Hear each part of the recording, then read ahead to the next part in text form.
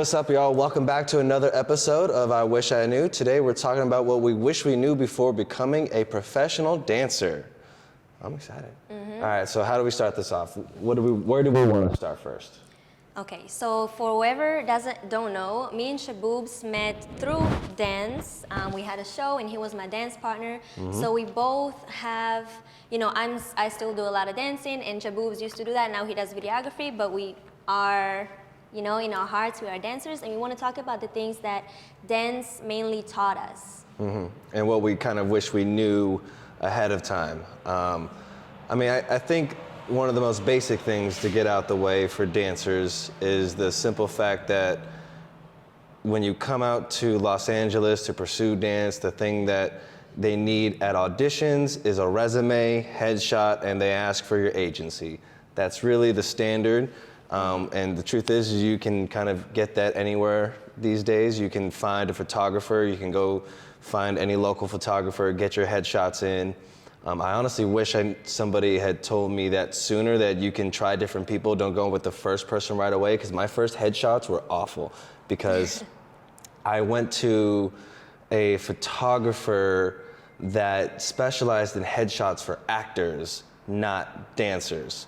So he ordered me prints, and he ordered me like 100 prints of like black and white, me doing this in a serious pose, and I'm like, this is not for dance. This is not a dance job look. So for dancers, if you're coming to LA, you need your commercial look, you need maybe a sporty look, and maybe something dressed up or body conscious. Usually it's still one photo, but if you can get something that captures what your look is and how you look, because they need to see that in your photos, those are really the things you need first off the bat. Your resume, headshot, and then the agency. Now, I don't know, I have a little asterisk next to agencies because they are part of the process and kind of necessary, because as we talked about in the last episode, you don't have an agency and you work all the time and you end up doing your own. And from what I've come to learn is that most of the things that come to everybody that's hustling, they do it themselves. They make the connections, they meet the people, they put out the work that gets noticed. The agency kind of comes on the back end and helps out with like contracts. Right, it's very true. It starts with that self-belief in yourself, and it comes down to the question of, first of all, how do I define myself as a dancer? And a lot of people think that for me to define myself as a dancer, I have to dance next to a big artist, or I have to go on tour, or I have to do a certain thing to earn that title. But at the same time, we have to remember that dance is not a career. It's a form of self-expression. So if you enjoy doing that and you do it every day and this is how you express yourself and this is what helps you get to a recreation, then you are a dancer. You decide what you are, and then from that you form the habit. So you dance every day, you take dance classes, you are interested in it, you create your own content. You're not waiting on another person or a third party to bring you to that level that you want to be, because in your head you're already there. And you're not only just creating, but you're going to the events, the clubs, the social gatherings. One of the things I wish I knew sooner is that, the training is not just in the classroom. So true. The training is not just in the classroom, especially with dance as an art form, because it is such a social thing.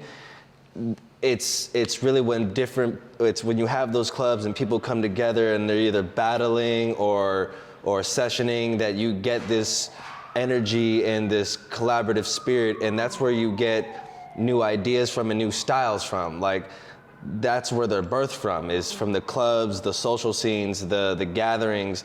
Like, your training as a dancer is not just one-dimensional, going to class, that's it, or going to class, then dancing in front of my camera or iPhone. It's going to class, creating your own content. It's going to the clubs, if they allow it, wearing your masks. It's going to the conventions. It's going to whatever event somebody's hosting or putting on. There's so many variations But if you're going to be a dancer, you have to really be about it. I think that's one of the quickest ways to like network is just show up and go to things. Right. I remember when I first moved to Southern California from Northern California, one of the first events I went to was Battle of the Year breakdancing over at the Queen Mary in Long Beach. I'm not a breakdancer at all. And I think I knew maybe one person at this thing from Northern California. I heard there were crews there and I was like, all right, cool. This is where they battle it out to go to the world finals overseas. And so it's the experience of the culture, I think, is almost just as vital as going to take the dance class or or watching a tutorial or anything else. Like understanding the culture and seeing how people behave and how it all comes together, I think is really crucial to understanding the movement. Right, it's very, very true. Being around that energy, you know what I mean? Like, if you're excited about dance and this is what gets you that enthusiasm, so you naturally would want to be around that energy. And not only it can help you with your creativity, it helps you be able to network and connect with the right people and meet different personalities. And like you said, like study the culture and see like all the differences, because that connects to how, like, it connects to how you're gonna do things physically. Yeah. You know, if you're able to understand another person or to put yourself in another person's shoes, then you're gonna be able to hear their musicality or catch on to their style of dancing, and then you expand your, not only your inner like understanding, but your outside of as a dancer of how you express yourself physically. You also gain a deeper level of respect, because for me, being a male dancer coming up, most of the stuff I was influenced by was pop and hip hop. So I would never have considered or cared about ballet, contemporary, or any of the other styles until having to go see them or even take a class in those things or trying things outside my style. Like I know for sure I'm a hip hop dancer and my style has things from other styles in it, but it wasn't until trying those other things, going to a contemporary class, a jazz class, I think maybe one ballet class, but really experiencing it to gain such a deeper level of appreciation. And then when I watch, whether it be a stage show or Dancing with the Stars or So You Think You Can Dance, there's such a deep level of appreciation to understand what they're doing and to be like, wow, I may not be able to do that, but I've attempted and I understand how difficult that is. And that's, for me, I love that. I think that's been one of my big helps transitioning from dance to video, since I video for dance, is that being a dancer and person who watches dance, I know how I would want to see the video filmed. Right. And so I think it's, again, it's jumping into the experience of it all really is probably one of the most crucial parts of it. Like, jumping into the culture and putting yourself surrounded by people is really going to be the thing to grow.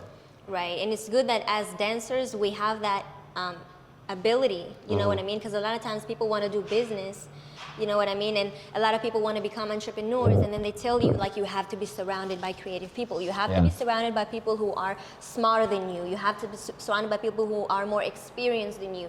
And then as a dancer, you are able to get a class for $15 in North Hollywood of amazing, talented people, and you have access to that. Or wherever you are in the world, or even if you watch YouTube videos and these people talk and you see how they express themselves. As a dancer, as a person who has passion to the arts, you have a very a good system of guidance. You know what I mean? So, you know, it's pretty simple. Like, let me surround myself around people who are creative, talented, experienced. Yep. And it's like what you watch and what you hear and and how much you believe in yourself to be a dancer and in your own passion, in your own happiness. So it's not about just believing in my own dance, it's more so believing in myself, because you have to believe in yourself in order to even do the things that make you happy and give it a time of day, every day. Step one is believing. Step one. Like, that's the prerequisite. Like, you if you step into it without that, it's gonna be a really rough journey. Like, it's already rough as is, life is already suffering. It is up to us to bring joy to it, but step one is believing. That's first step. I wanna branch off of what you said. Two things that came to mind was understanding the business. But then something else you mentioned is what I wish I knew sooner, or I guess I wish I listened to sooner, was to really be more willing to learn business. I remember coming up as probably like the only person in my family pursuing an art form or professional creative art form. I really kind of hesitated and resisted business for the longest time. I hated it, didn't want to deal with it. I felt that business kind of sucked the life out of what is being done, and I wasn't willing to listen. And I had my older brothers, I've got 3 of them, 2 of which have their own businesses, who were trying to gear me and help me. One of which, for sure, he was like involved in the events that I was doing and trying to help me be more business oriented. And I wish I had listened sooner, because I was just so afraid. See, I have faith in being the dancer, but my mind was limited at the time to what the path was and the order in which it's supposed to go in. So I didn't listen to the things that I ended up doing almost 10 years later. You're right. There's no way I'm going to get away from this. This is necessary. Understanding that good business is art. Like, it's all part of the process. So understanding it, but it's like, I just wish I knew sooner to actually listen. Right. Because I had somebody there being like, well, you can do this, you should do this, you should do this. And I was very hesitant, because I was like, well, that's not this arena. Business is business, and it transcends almost every industry. There's differences between industries, but at the end of the day, it's still a business. We are a product and a service. Exactly. And the sooner we understand that, and I wish the sooner I understood that, the sooner you can learn to value your time more appropriately. Right. To get what you need to get, rather than being the starving artist for so long. Because a lot of us are starving artists for so long, and there's a lot of people making money with less capabilities just because they're willing to do. Because they had the step 1 belief, but their belief was beyond measure. So because they were capable of having that belief, they just kept doing, whereas some people are afraid. You just got to surround yourself with the right people. I would say, if you're a dancer, try to find other people outside of dance and maybe outside of your family. Because the only way you're going to grow is through experience and exposure and crafting the right environment around you. So if you can find somebody that does something else for a living that can give you curiosity, I think there's a real way to grow there, especially dancers learning anything in business. Understanding a business, understanding that you're a service, the amount of time it takes to craft the product, to be able to serve it to others, like all of that is so crucial. And I feel like it's hard lessons for dancers down the way. Right, it's very true. Especially what you said about being around people who don't do necessarily dance, because then it teaches you different ways to approach your own passion or your own, and apply it on how you do dance, because it's easy. As a dancer, you have a passion and you love dancing, and a lot of times your friends are going to ask you like, yo, do you want to do this for me? And you're going to do a lot of favors, because in your mind, like, yeah, I would do it for free. And if you are doing it and you're happy about it, do it. That's beautiful. But if you want to do professional dancing and you want to know how to do it on your own, then you have to start seeing it as a service and as a product and something that you work for and you give the time to. And it's a gift. It's a gift that you have. You know what I mean? So it doesn't define who you are. It's a gift that you have. And what are you going to do with it?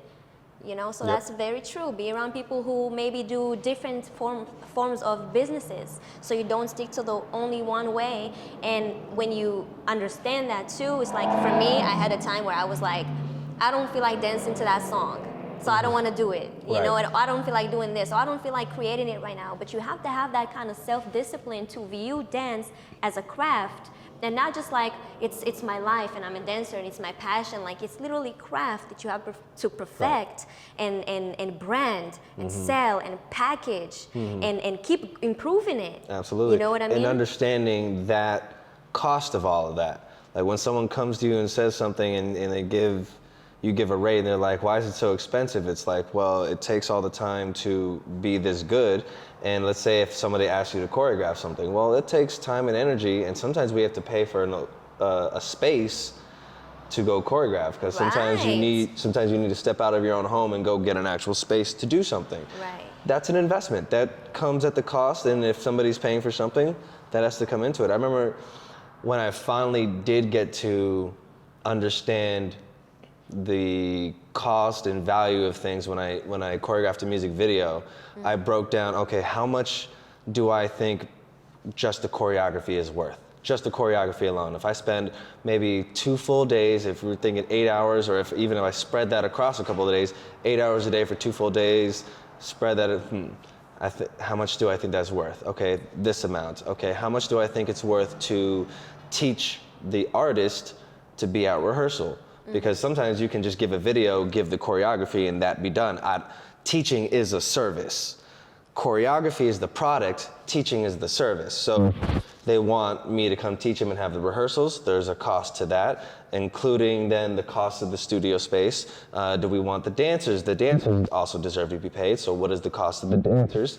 What is the value they bring? Okay, so like understanding that, breaking it down, and actually being able to give that to a management team and say, this is how much I think it costs for all the things. Obviously you can choose how many rehearsals you want, but this is the cost of the product, this is the cost of the services, this is the cost of all the other things that tied to it as well, like the dancers and the dancers' time, and dancers pay for the day on set. Like all of that is included here. You choose what you want, and there we go. And it was the first time I had ever done that, and it was probably the first time I didn't have any problem with it. I think my budget came in at the time for like a week of rehearsals with dancers to do a music video. I think I quoted $2,200, and they paid me $2. Just they were like, we agreed to $2, and I was like, that's perfect, that's fine. I was trying to upscale a little. I mean, I think I wrote it out for myself too, and they gave me a little bit of extra room to negotiate in case. And it worked out in my favor exactly how I wanted. Right. And it just comes to understanding business as well of it. There's nothing wrong for somebody to be about their money. It means you're responsible. Right. And being able to see yourself from that objective point of view, you know what I mean? Because when people ask you, okay, what's your rate? And you come up from the approach of like, yo, I do this for fun. It's just like a hobby. But it's like, you can also see it in a different way, which is, it's work that I've been putting. It's an inner work that I have been putting to feel comfortable in my body, to walk in that room and dance in front of all these people in this camera.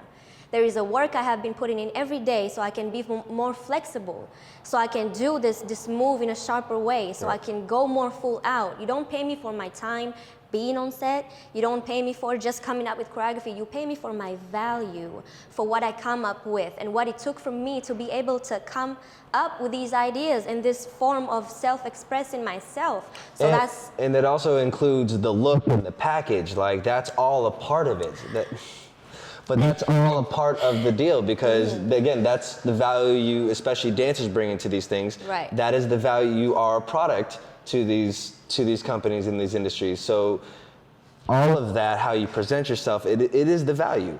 And now if you're more inexperienced in getting into that, then you don't have the value or understand the value, I mean, give yourself a base minimum. What would you like to make for a day if somebody asked for something? Like at minimum $50, at minimum $100. Like if you were to take it on as a job, a regular job for an hour to 2 hours, how much would $20? Like give yourself a value rather than going for free. Exactly. And then build up to the value. Try not to discount your value, but I mean, it's different for everybody where you're at. Like, exactly, yeah. If you're inexperienced and kind of starting off, then you give yourself kind of a certain value, and then you progressively add to it. You don't want to get you have progress in your craft and have all this experience and then start discounting your value. Because then you're gonna get taken advantage of, and then it's harder to do it. It's better to have somebody say no to you for your full rate than to discount you for your value. Because you're gonna feel bitter about doing the work, and you're not gonna put the best in. And there's other work out there. You just have to continue on. Sometimes you bite a bullet, miss out on something, and then go do the next thing. But as long as you're creating, putting in your craft, I think that's another thing I do wish we had mentioned earlier is a mental game. And I remember there's gonna be other things that really mentally test you. Besides, you know, using your art form for business, besides having to do things maybe you don't want to do, life is gonna hit. You're gonna have financial struggles, you're gonna have relationship issues. Sometimes life might not hit you directly, it'll hit you indirectly. Maybe a family member or a friend is going through something and you having to be there is draining or takes you away from what you're doing. Like, life is gonna come at you in very different ways. And if you can remember to persist, and whatever your vision is or the reason why you started, it's okay that things change. But the worst is when you give up on something and it's still in your heart. Like, again, this is a mental thing. You're gonna get into this industry and it's gonna be based on your image, it's gonna be based on who you know, it's gonna be this, it's gonna be that, and it could be very soul draining.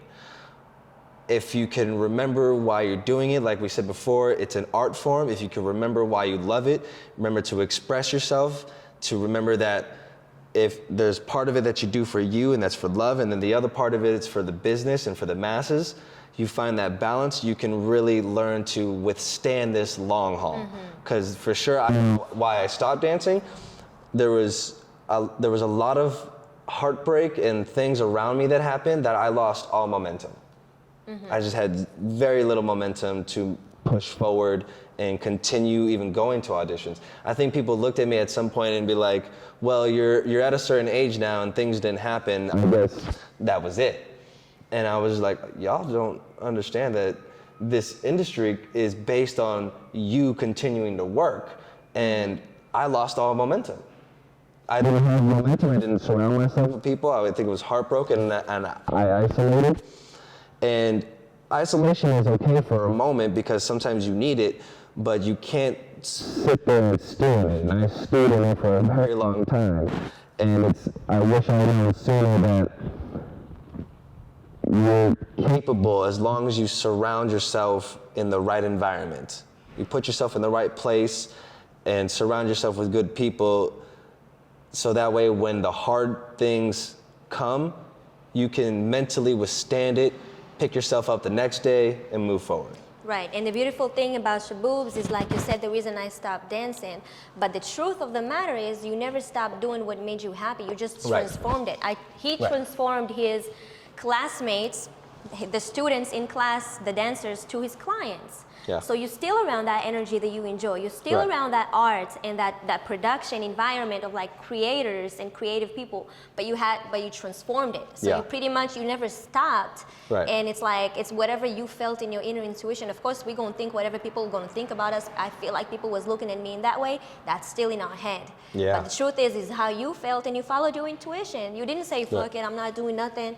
You was like, okay, what can I do? And it's not about what you thought or felt, it's about the action you took. You went ahead and got the equipment. You went ahead and reached out to people and offered your services. And now you're right here teaching people how to do these things. And I mean, as you said, I still dance on a personal level. We be dancing in a garage. Right, I be dancing in my garage. I have garage sessions, feel free to follow. But I mean, I do that on a personal level just for myself. I don't pursue auditions anymore. And I enjoy what I do now, but it's just going to say again, like, life is gonna hit in such different ways, and whether it hits you directly or indirectly, most of it is a mental game. It comes with pushing yourself to either accomplish or follow through with whatever the task is. Right. And the other thing you get into in pursuing art or anything really is that you understand there's a difference between the master of craft and a professional. The master is the person who wants to get it right. The professional gets it done. There's a difference. And you're going to get in this industry, and sometimes some people are going to be trying really hard, and they're trying to master their craft, and like, why can't I get it? And they'll see somebody who's, the professional, and they may not worry about the details as much as the master of the craft, but they get it done. They have the energy, they have a presence, they have a facial, understand there is a difference. Mm-hmm. A professional gets it done. And when you're pursuing professional dance, you need to understand you have to get it done. Sometimes when you're dancing, like you're dancing on stage with an artist, you have to get across the stage. Really good, and you don't have time to sit there and be like, guys, let's do that one more time. I need to make this bigger. No, you just gotta move. That's what you have to do. And understand that you have to pursue being a master of your craft while getting it done. Right, that is very, very true. Having the mindset of the master. Yeah. And still taking action. And I feel like it's very, something I wish I knew before, and something that I really learned in a huge way, is that you're never gonna get to a point where it's officially done. In the short term, making your projects and setting, these plans and perfecting your dance skills, get it done. But in your mindset, you gotta remember, you are literally nature, and nature is forever growing. You're never gonna get to a point where there's no more to do, or that's it. I'm the best dancer I could ever become. You can always be more. So that teaches you to, 1, keep going, never rush, and 2, I forgot what was number 2. I guess trust it. You have to trust the process. You have to trust it and don't rush it. Exactly. Oh, and number 2, we can have to cut that little part out. And number 2 is that still execute. Don't wait to a point where it's all right, I have to practice a little bit more so I can be 1, 2, 3. I have to just wait. Don't wait. If you feel like you worked on your craft and you create dances and you want to share it with the world, then share it with the world. Then teach your friends. Do a class. You don't have to wait or look at another person and be like, I gotta wait until I be like them. You will never be like another person. But you always have more room to grow and find out who you really are. Yes. Something that came to mind when you said, I wish I knew sooner, is being genuine about support. And what I mean is that you show support to show support. Don't show support so that you can turn around and ask somebody something. Can you take a look at this? Can you share this? I love the people who create and share. Do it. But don't, it's kind of like you want to have urgency and not rush something. You want to show support and not have an ulterior motive. Be genuine about support, and when you create your content, understand that if it's good, it will get attention. You don't have to worry about tagging 99,000 people in the post, sending it to everybody. Send your content to the few people that you trust and that you want their feedback for. If it's good, it's good. You just keep moving on and keep progressing, because one thing that I feel like I used to be was that since I was the dude that was everywhere and I loved it so much, I kind of wanted to be in the inner circle so often that I felt like I would just kind of be an annoying kid. And then when I was starting to create things, I kept trying to share it socially with people, and it wouldn't get really the responses I want. And I understood it's you don't want to really pester people about it. Actually, a saying that came to mind, I think it's from Eric Thomas, is that invited guests are welcome best. When you're invited somewhere, people, and they're aware of it, they want to please you. They want to impress you, they want to please you. But if you show up unexpectedly, not always understanding what to do. Right. It comes with the art. You put it out. If it's great, they're going to reach out. Somebody's going to say, hey, this is a great video. Hey, good job. Hey, keep going. And then you just keep doing the next one. But don't bombard people with your work trying to get as many eyes on it. It doesn't really do well, because again, when you're in the community and you're around, everyone's gonna get to know each other. They'll see you, they'll follow you, they'll see what you post, and again, if it's good, it will get the attention. Right. You just have to worry about creating, continuously creating. The progress comes from the doing. Right, and it's creating for yourself. Yeah. So true. Right? Yeah. And it's a balance, creating for yourself and creating for the masses. Right. Trying to create viral stuff there's formulas for sure, but it's difficult. Trying to catch lightning in a bottle. You have to just kind of focus on doing the work that you enjoy, that you are proud of, because the work that you like is gonna get the most out of you. Right. If you're gonna do this, one reason I don't like doing TikTok videos is because everybody else says do it. I don't like to do it as much. If I'm pushing I don't have as much fun with it. But if I'm with one person, they're like, hey, let's do a little video real quick, and they have that energy, I'm all for it. I love to create and be around that vibe, but I only wanna do it when the energy is there to do it, when it's right to do it. If I'm gonna sit there and just do it to do it, I'm not gonna enjoy it, and it's gonna read, and it's not gonna do well, and then it's gonna be kind of pointless. Right. And if my intention was to kind of just do it to do it, then sure. But if your intention is like, I want this to, get a lot of views and go viral, but you don't like the content or what you're doing, then there's no point in stressing about it. Do the things you enjoy, because the things you enjoy is gonna give more energy from you. And that's really what's gonna read for people. People they captivated by energy. Right, that's very, very true. People are gonna enjoy what you enjoy doing, and they're gonna enjoy watching you too. And it's like, that's the beauty of being able to see yourself objectively and not identify, not with a passionate dancer and not with a business thinking. It has to mesh well together, you know what I mean? And when you look at everything from like a objective point of view, like impersonal, like I'm the awareness, I'm aware Kim has this passion and she loves 1 to 3 in that passion, but then there's a outer world and a human brain that works in a certain way, and people want to see things in a certain way. So how do I do it in a way that I have fun with it? Right. You know what I mean? So you're very right. It's mostly mental work more than it's physical. Yeah. It's finding the balance of what feeds your soul as well as what will pay the bills. Right. Because that is the hard challenge. I remember getting into being a creator and even being a dancer. There's so many things, I think we talked about last time, there's so many things you have to do in order to try to succeed or pay rent. And it's just a matter of finding the balance.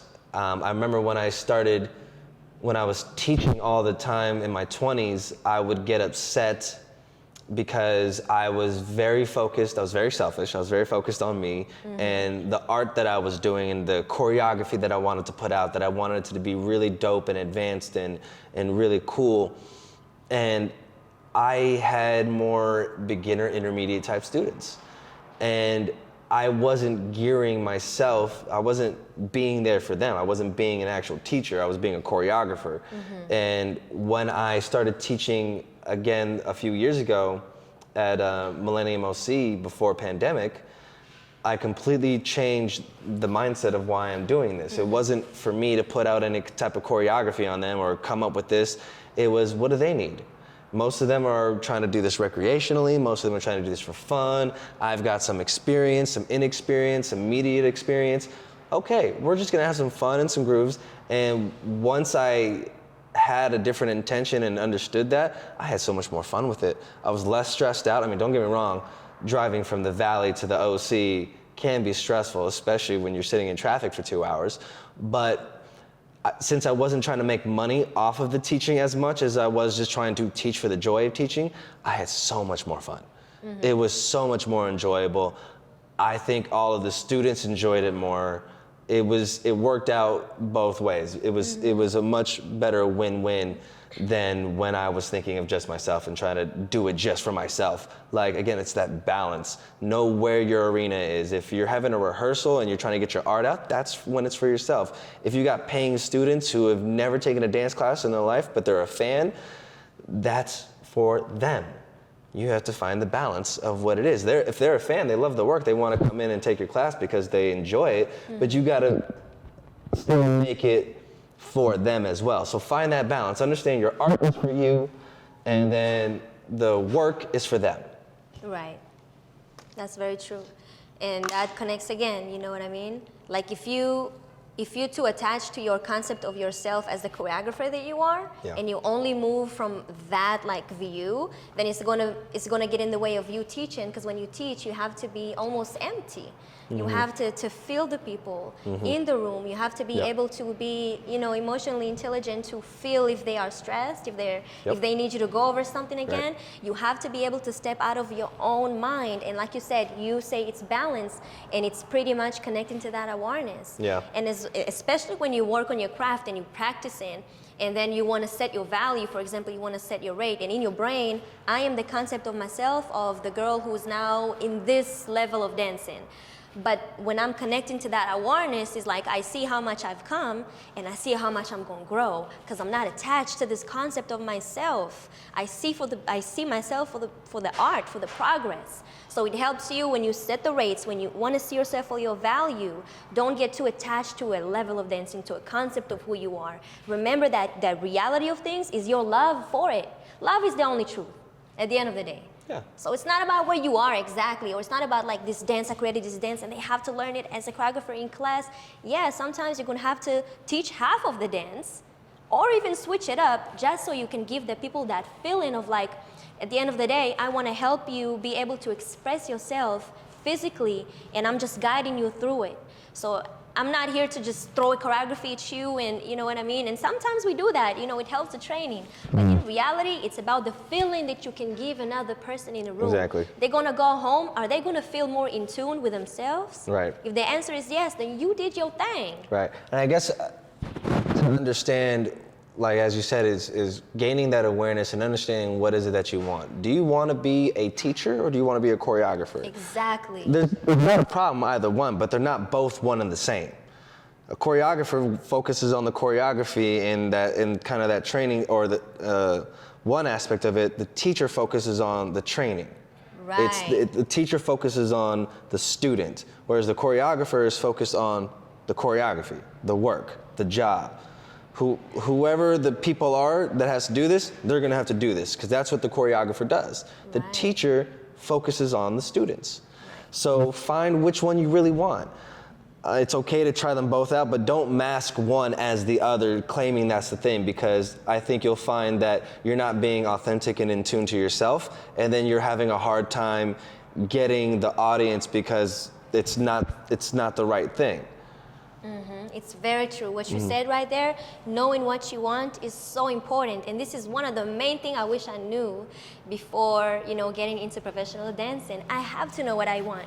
You know what I mean? And in order for you to get there, you have to practice. You have to have the progress and do it every day and be around it. Like we said in the beginning, be around those creative people, be around people who do what you love to do. It's going to help you form a vision of what you want.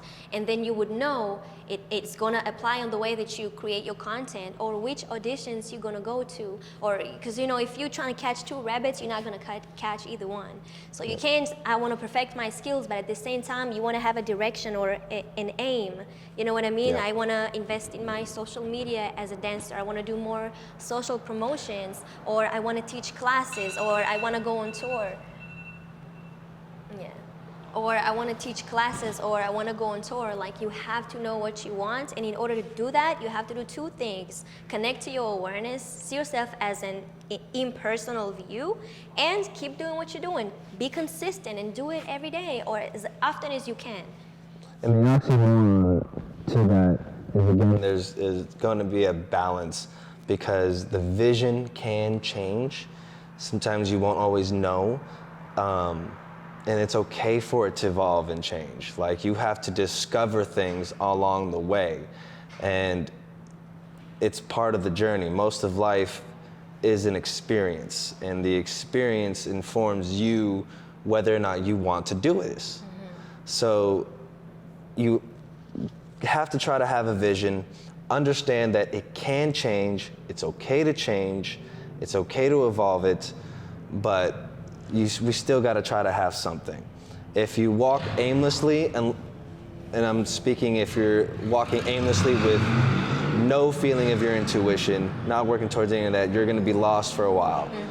The only, like we spoke before, is that you got to have a vision, and if you don't have a vision, you have to be in tune to yourself, because those are the only two ways to really I think, get through this thing without turning bitter or upset or feeling like a complete failure. It's very, very true, Shaboobs. Yeah. So I would say the main thing, the biggest thing that I learned is the fact that when you do things for yourself as a form of your self-expression, and you don't see dance as necessarily a career, but literally this is my way of finding out who I am, finding deeper ways of how do I express what I feel and how do I communicate it to the outer world. And that's the passion, that's what it's around, that progress and that getting better. So there's not like one goal, like when I do this in my career, I would, you know what I mean? It's a continuing thing. Yep. You could be still 70-year-old and listen to music and just let it take over and let Yep. your body do whatever you need to do. You know, it's your brain can't figure out how you dance. It's something so deeper than that. You know, so the least you can do is believe in it if it makes you happy, and give it a time of day and see where it takes you. Just let it surprise you. Absolutely. Absolutely. And I guess the only other thing I wish I knew earlier to reiterate is that it's really on you. It's not on agents, it's not on choreographers, it's not on the social media following. It's on the individual to put in the time, put in the work, go to the places, be seen in order for all of that to happen. Like it's simple, it's not easy, and it takes some time. There's no telling it how long it will happen. It's different for different peoples. For some people, they blow up in 6 months, others 2 years, others 5 years, others 10 years. However long it takes, as long as you are enjoying the process and you've got good people around you, you can honestly do anything you want. Right. But it really just comes to go, it's on you. Nothing will ever come to you if you don't do anything. Like, you have to do it. Right. It's sometimes dancers have the hardest part because if they're not a choreographer or a creator, they wait on other people to tell them what to do. But again, it's on you, the dancer, the person. You are a creator. Everybody's a creator. You can create. It's on you to put yourself out, to get yourself seen, to make yourself heard, to create the art that you want to create. It's on you. Exactly. You already have the natural interest, and you know, whatever you are, if you're a dancer or anything, like Shaboob said, you are first a creator. And when you practice, when you're coming up with these dances in your home or whenever you practice this creativity, it's not only your muscles that you practice, it's your creativity, it's your imagination that you improve. And then that applies to all your aspects in your life. Imagination is the key to everything. You have to be able to see things as they are going to be right now, because that's the more vivid you can imagine it, the easier it is to take action and just to keep going. Yeah. So notice how it can help you in all aspects of life. You know, creativity goes a very long way. And if you're a dancer and you have it in you, don't wait on anybody to tell you how to do it or like which path to go. Just do it. Play the music, lock the door, and let it take you. Yep, because you got to understand that your imagination influences the vision. The vision will give you the feeling in order to take action and pursue. Like, the only way to withstand any of this long haul is that you feel good in order to do it, because you need that energy in order to carry on. Right, and it comes from inside. Yep. It comes from your Yep. inner imagination. Yep. And again, the beauty is all you need to do is close the door, put on some headphones, turn on some music, and just enjoy it. Go out in nature, go for a walk, go for a swim. Like, you control your energy and you control your time. If you understand how to manage it, you're unstoppable. Unstoppable. Yeah. And with that being said, thank you Yep. guys for watching and listening. We really appreciate you guys, and we're so excited to continue on this journey and share with you guys our thoughts. And yeah, we lit. Thank you guys. Have a good one. We'll see you next time. Peace.